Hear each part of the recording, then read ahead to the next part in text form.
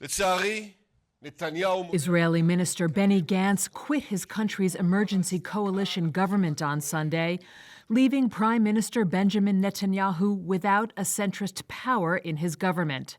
In a televised news conference, Gantz said Netanyahu was, quote, preventing us from advancing toward true victory, and that politics was clouding fateful strategic decisions in his cabinet. He added that stepping down while hostages were still in Gaza and soldiers were still fighting there was an excruciating decision.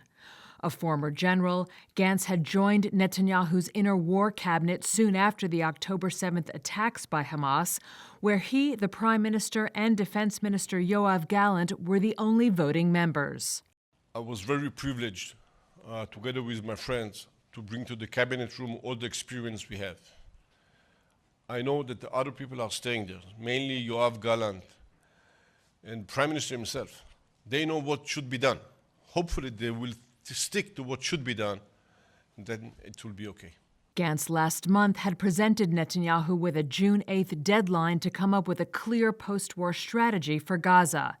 Netanyahu brushed off the ultimatum soon after it was given.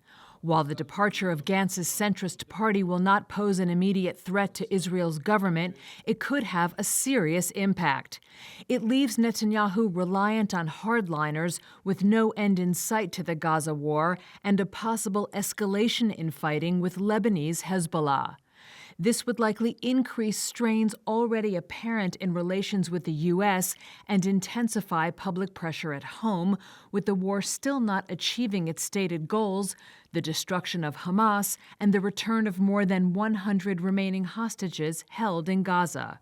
After announcing his resignation, Gantz urged Netanyahu to agree on an election date in the fall to avoid further political infighting at a time of national emergency.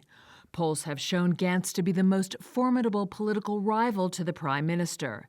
Netanyahu responded to Gantz's resignation in a social media post, telling him it was no time to abandon the battlefront.